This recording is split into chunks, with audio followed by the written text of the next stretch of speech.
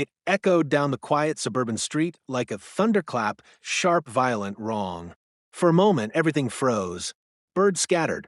A neighbor's wind chime stuttered. Then came the scream. Not mine, Ellie's. Hi, piercing. And then silence. I looked up and saw her lying in the grass. Her small body crumpled on the edge of the sidewalk, limbs twisted unnaturally, one hand clutching at her side. Blood, bright red, pooling fast. My legs moved before my mind caught up. I dropped the leash. I ran to her. Ellie, baby, what? She was shaking. Her lips parted, but no sound came out. Just her eyes, wide, filled with panic and pain. My hands found the source. Her shirt was torn. Warm blood pulsed through my fingers.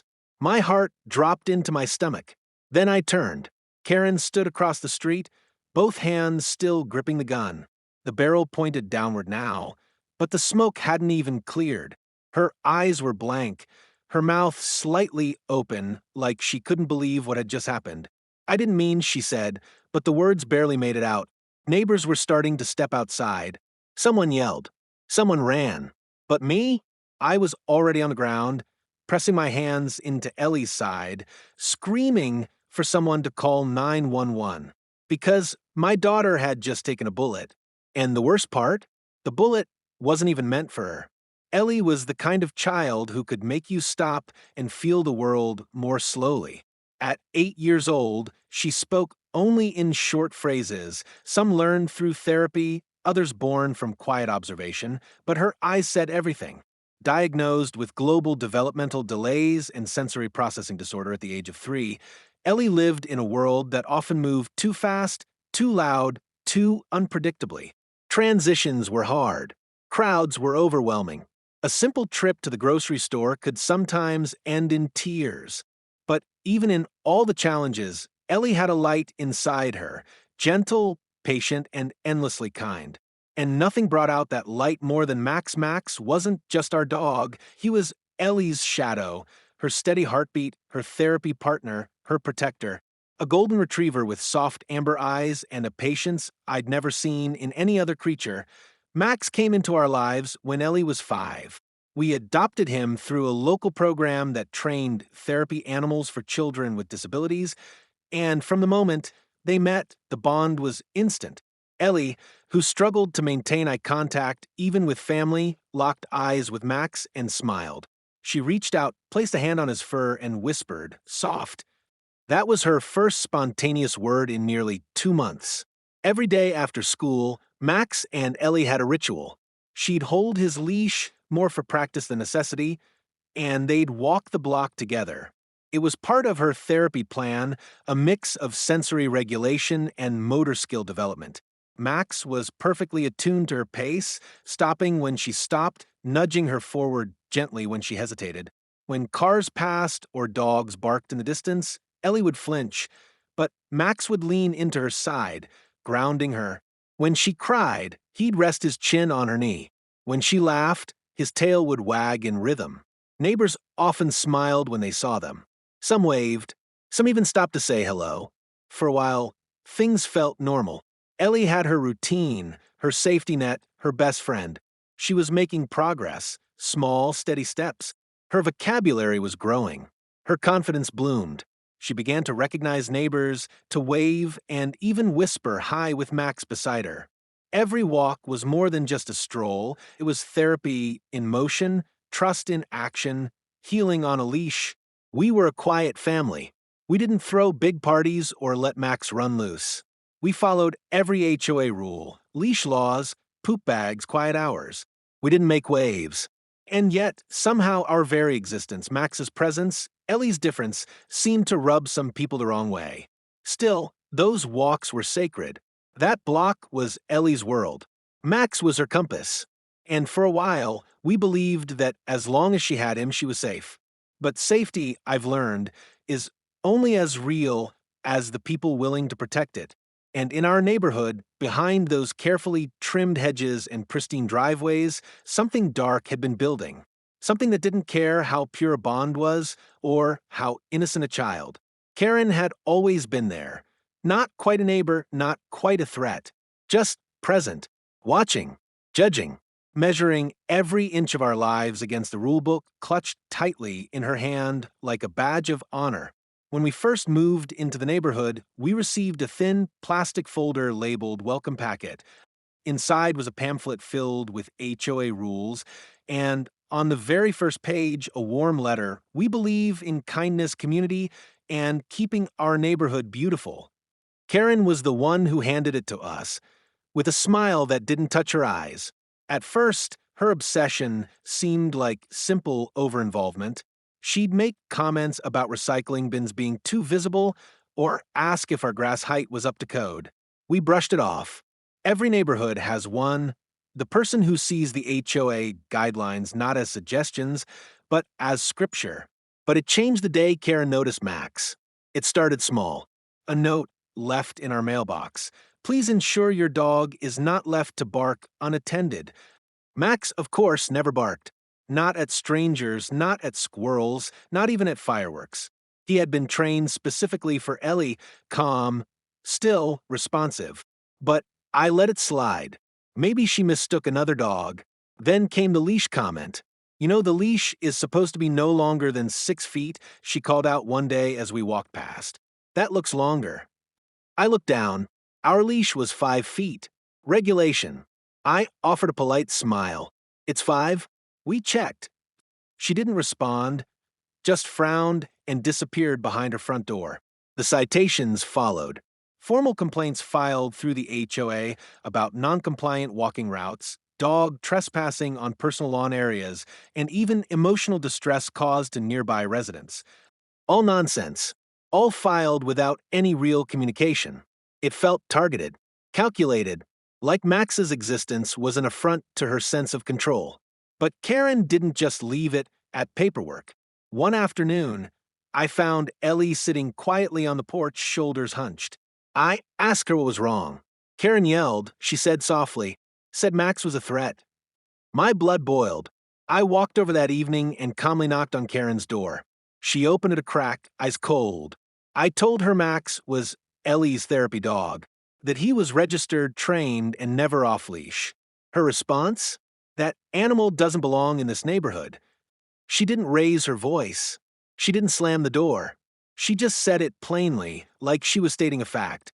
Like Max, and maybe even Ellie, were somehow incompatible with her vision of suburban perfection. From then on, the tension thickened. Karen would walk across the street when we passed by. She'd film us from her front step. She once took a photo of Max relieving himself on a grassy strip between yards, perfectly legal, and sent it in with another citation, this time demanding we avoid her side of the sidewalk altogether. I tried to de-escalate, wrote kind emails, offered to adjust our walking path, asked if she wanted to meet Max, to understand him. She never replied. But in her silence, a storm was building. Because to Karen, Max wasn't a dog. He was defiance. He was disruption. He was everything she couldn't control, and control was her god. And when that control finally slipped, she picked up a weapon. It was one of those golden late summer afternoons, the kind that made our street look like a postcard. The sky was cloudless, the air warm but not heavy, and Ellie had just finished her speech therapy for the day. We always walked after therapy. It helped her decompress, helped her feel in control again. Max had his leash in his mouth, wagging excitedly like he always did when it was Ellie time. She giggled, tugged gently at the handle, and we set off down the sidewalk. I didn't bring my phone, just keys, some tissues in my pocket, and the dog treats Ellie liked to give Max when he followed her command perfectly. We were halfway through our block, the calm part where we'd slowed down enough for Ellie to feel grounded. When she stopped walking, Max sat beside her, eyes forward. She pointed to a small patch of grass near Karen's walkway and whispered, "Treat." Max wagged. I smiled and nodded. She stepped slightly off the sidewalk, not even onto Karen's main lawn, just that thin utility strip every homeowner pretends to own, and gave Max a treat. That's when we heard the door slam. "Get off my property." Karen's voice cracked through the quiet like a whip. Ellie froze. Max's ears lowered. I looked up just in time to see her stomping down the porch steps in a fury I'd only seen once before. and that had just been over garbage can placement. I held up my hands. Karen, I told you, she barked, her face red. Keep that animal away from my yard. I don't care if it's on a leash. I don't care if she's special. That word, the way she spat it out, made Ellie flinch. She dropped the treat bag and instinctively reached for Max's collar.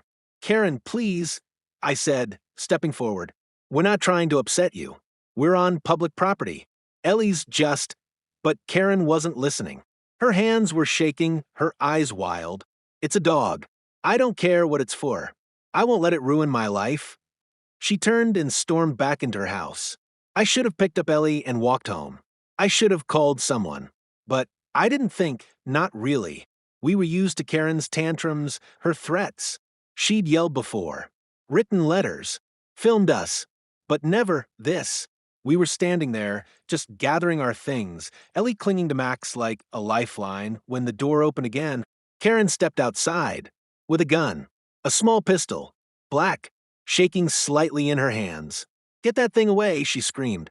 Max barked once, loud, protective, and stepped in front of Ellie. I put my body between them. Karen, stop. It's not worth this. Please put the gun down. Ellie's, bang. Everything slowed. For a split second, I thought she'd fired into the air, that it was a scare tactic. But then I saw Ellie's body fall sideways, her legs buckling like a puppet's strings had been cut. She didn't scream, not at first, just a small gasp. Then the red began to spread. My knees hit the ground before I realized I'd even moved. I caught her just before she hit the concrete. Max barked again, circling frantically, his tail between his legs. Karen dropped the gun. Or maybe she set it down. I don't remember. All I remember was the blood on my hands, the sound of Ellie's breath hiccuping in her chest, and my own voice screaming words I couldn't even hear. Neighbors burst out of their doors. One man shouted, "What the hell happened?" Another woman called 911, sobbing. Karen stood still, frozen, her mouth opened, but nothing came out. And me? I was holding my baby girl, whispering her name over and over, knowing nothing would ever be the same again. Time does strange things when you're in the middle of a nightmare. The second Karen lifted the gun, everything slowed, not just my heartbeat, but the entire world around us. The birds stopped chirping. The trees didn't sway. Even Max froze beside Ellie, alert but confused, as if he too sensed that something was terribly wrong. Karen, no. I shouted, my voice cracking from somewhere deep in my chest.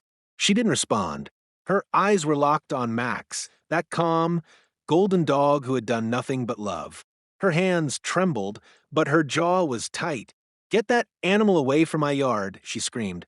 I've warned you. I've warned you enough. Max didn't move. He stood in front of Ellie, his protective instincts in full force. Ellie, startled by Karen's yelling, let go of the leash and crouched behind him, her arms wrapping tightly around his neck. Then, without any more words, Karen pulled the trigger. The shot cracked through the air, louder than thunder, sharper than glass. And then silence. Ellie didn't scream. She just fell. A slow-motion collapse, like a flower wilting.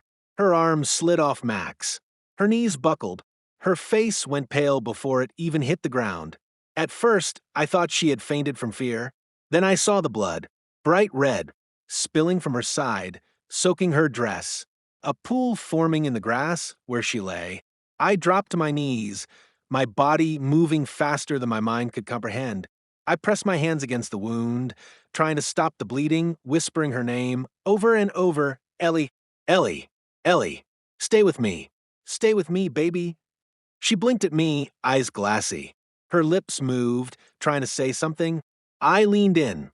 Hurts, she whispered. Just that. One word. Max whimpered, circling, then lay down beside her, licking her hand, whining as if to say he was sorry, as if he failed to protect her. Behind me, Karen stood frozen. The gun hung at her side, limp now, her face pale. I didn't mean to, she said, her voice empty. I was aiming for the dog. It didn't matter.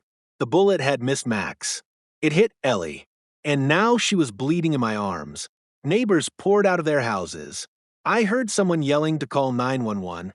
A woman sobbed. A man shouted something about the HOA. I couldn't hear them clearly.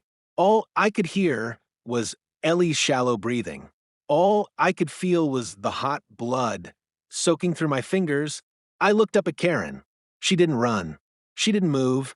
She just stood there, stunned, like a child who didn't understand the consequences of her own tantrum. I didn't mean to, she repeated, but the words felt meaningless, because whether she meant to or not, she pulled the trigger. And my daughter took the bullet. The ambulance sirens pierced the neighborhood air only minutes after the call, but to me, it felt like hours. I held Ellie the whole time, applying pressure to her wound, whispering every calming word I could think of, though most came out choked and trembling. Her little hands were cold, her lips quivering. I watched the color drain from her face and felt a terror I wouldn't wish on anyone. A terror that makes you forget how to breathe. When the paramedics finally rushed onto the lawn, I barely managed to step back as they took over. One of them gently pulled me aside, but my hands were soaked in blood, and I couldn't stop shaking. Is she going to make it? I asked. He didn't answer. He just nodded once, quick, tight, and shouted vitals to his team. Across the street, Karen still stood where she'd been since the shot. She didn't cry. She didn't try to explain. Her hands hung limply at her sides until two officers approached slowly and firmly and placed her in handcuffs. She didn't resist. One officer read her rights aloud while the other confiscated the gun from her porch steps. Someone, I think a neighbor, handed me a towel. Someone else offered to drive me, but I shook my head. I had to ride with Ellie. I needed to be in that ambulance. At the hospital, everything blurred into motion. Bright lights, shouting nurses, metal trays, and the sound of rubber soles squeaking on tile. I stood behind the trauma doors until someone forced me to sit. They rushed Ellie into surgery. I didn't even get to kiss her forehead, just watched her disappear behind swinging doors, unsure if I'd ever see her alive again. Time lost all meaning. I called her father. I called my sister. I sat with Max, who had been allowed into a side room with me thanks to his therapy certification, and I cried into his fur like I hadn't cried since the day Ellie was diagnosed. Hours passed before a surgeon came out. She sat down beside me and said, "She's going to make it." I broke. I don't remember what I said, only that the tears wouldn't stop. Relief, rage, guilt. I felt like I had failed her. I was supposed to protect her. I brought her out on that walk. I tried to be calm when I should have turned back, but she was alive. Ellie had survived a gunshot fired in suburban America, in daylight, in a neighborhood with fences and rules and lawn care notices. And the shooter? A neighbor. An HOA board member. A woman who knew our daughter's name. I looked down at my hands, stained red, trembling still, and realized something in me had changed forever. This wasn't just about Ellie anymore. This was about justice. The story didn't just spread, it erupted. Within 12 hours of Ellie's surgery, someone in the neighborhood had posted a blurry photo of the police scene, tagging it, "HOA dispute ends in gunfire, child injured." The post made its way to a local community Facebook group, then to Reddit, and then, like wildfire, to Twitter, TikTok, and national news sites. By the next morning, headlines blared across the internet: disabled child shot in HOA confrontation over dog, suburban gunfire. Therapy dog targeted, child injured. Mother speaks out after HOA member shoots at pet. Hits daughter. I hadn't planned to speak publicly, not at first. But the silence from the HOA was deafening, and Karen's attorney was already crafting a narrative. Unintentional discharge, emotionally triggered previous fear of animals. I couldn't let that be the only voice. I gave a raw, tearful interview to our local station. I showed them Ellie's therapy vest, Max's leash, the blood-stained collar. I told them about the countless warnings we'd given the HOA about Karen's escalating harassment. I told them Ellie's story, and America listened. The clip went viral within hours, and the floodgates opened. Parents of disabled children began posting their own experiences, how they'd been dismissed, threatened, or ignored in their own neighborhoods. Therapy dog advocates rallied behind us, calling for national policy reforms in HOA guidelines. Even celebrities began reposting the video. One actor wrote, "This is what happens when fear meets unchecked power. This child deserved safety, not silence." Animal rights groups, disability rights activists, mental health advocates, they all found common ground in Ellie's story, not because it was rare, but because it was familiar. And yet, as the support surged, so did the backlash. Some neighbors called the press coverage sensationalized. A local blogger wrote a piece titled, "Not everything is a hate crime. Sometimes people snap." Online, a few voices murmured the familiar excuses. She didn't mean to shoot the child. Why was the dog so close to her lawn? Maybe the parents should have known better than to walk there. Even now, after everything, there were people willing to justify what happened, to bend over backward and find sympathy for the woman who fired a gun near a child. The HOA board stayed silent. No apology, no statement, not even an email. But the world had already spoken louder than they ever would. Ellie's story wasn't just a headline, it had become a rallying cry. A symbol of what happens when compassion is treated like an inconvenience and accountability is buried beneath manicured hedges and legal loopholes. And it was only the beginning. When the adrenaline wore off and the media frenzy began to settle, the harshest part of our journey began, the legal one. Karen was arrested at the scene and charged with reckless endangerment, unlawful discharge of a firearm, and aggravated assault with a deadly weapon. The district attorney moved quickly, citing the child victim and the public pressure mounting outside the courtroom. Her mugshot made the news, but her expression never changed, cold, unmoved, unrepentant. Her lawyer pleaded not guilty, of course, claimed it was a panic response, a misunderstanding, and that she didn't mean to hit the child. But intent doesn't stop bleeding, and intent doesn't erase trauma. And so, while the criminal case moved forward, we turned to the part of the story that had stayed too quiet for too long, the HOA. Because Karen didn't act in a vacuum. She'd been escalating for months, and we had the emails, the HOA complaint responses or lack thereof, and the community reports to prove it. We had documented the warnings. Every time we informed the board about Karen's threats, her verbal abuse, the camera footage of her yelling at Ellie, the complaints about our therapy dog. And what had the HOA done? Nothing. Worse than nothing. They'd sent us citations in response. Warnings for violating walking paths, notices that our dog was creating discomfort, and even suggestions that mediation might be necessary, as if the problem was mutual, not one-sided harassment. So we filed a lawsuit. Not for money, not for media coverage, but for something that had been missing since the first day. We were told to just stay on the other side of the street. Accountability. We sued the HOA for negligence, complicity, and failure to act on documented safety concerns. Our lawyer uncovered a disturbing pattern. Turns out, we weren't the first family to report Karen. 3 years earlier, she'd confronted another neighbor's son, a teenage boy with autism, for bothering her with loud noises because he liked to hum while walking. She'd filed a complaint that resulted in the family being fined. They eventually moved. The HOA had brushed it off. Every time, they allowed a known, escalating threat to persist in a neighborhood full of children. They ignored written warnings, community mediation attempts, and even police visits regarding her past behavior. And when it finally ended in blood, they tried to disappear. In the early weeks of the legal process, the HOA released a one-line statement to the press. "This is a tragic and isolated incident. We are cooperating with authorities." That was it. But behind the scenes, they lawyered up, tried to shift blame, argued that Karen acted independently and that the HOA bore no legal responsibility. But you can't have it both ways. You can't claim to keep the neighborhood safe and then dodge liability when safety fails this catastrophically. We pressed forward. Depositions, discovery, witness testimonies from neighbors who had warned the board, meeting minutes showing they discussed Karen's behavior, but tabled the issue each time. The deeper we dug, the more the rot showed. This wasn't about one bad neighbor with a gun. It was about a system that enabled her. A system where image mattered more than protection, where children's needs were inconveniences and red flags were personality conflicts. And as our case grew stronger, something changed. Other families started coming forward, not just from our HOA, but from across the country.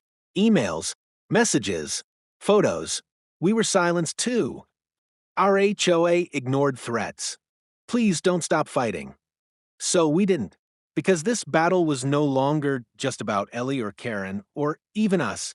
It was about every family who's ever been told to just let it go until it's too late. And we were going to make sure it never got ignored again. A bullet meant for a dog tore through the most innocent soul in our home. That sentence alone should be enough to break every heart, to pause every breath, to stir every conscience in this country. But for some people, it's not. Some still ask, was the dog really on her property? Or was it really intentional? Some even dare to say, these things just happen, but they don't just happen. They are allowed to happen when we fail to protect the most vulnerable. My daughter Ellie is disabled. She is not a threat, not a disruption, not someone who should ever be treated as a problem to be silenced. But in a community that prides itself on manicured lawns and strict regulations, her quiet joy, her therapy dog, her mere presence somehow became a target. And when fear and control mix with a gun, innocent lives bleed. This isn't just a Karen story. It's an American story. A story about how little it takes to reach for violence, how easy it is to pull a trigger, and how few safeguards we have when that violence is aimed at those least able to defend themselves. We can no longer pretend these are isolated incidents. This didn't happen in a war zone. It happened on a sidewalk, in daylight, in a neighborhood lined with minivans and welcome signs. And the silence from the HOA, the ones who claim to care about safety and standards, speaks louder than any statement they'll ever release. Because when their rules are used to harass instead of protect, when they ignore warning after warning, they become part of the harm.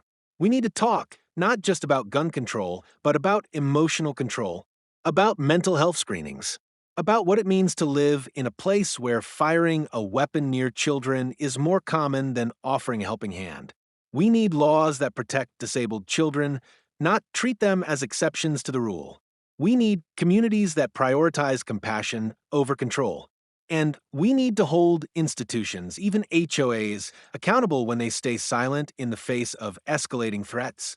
To every parent watching this who's been brushed off, to every child who's been told they don't belong, to every family walking on eggshells just to avoid triggering the next complaint, we see you.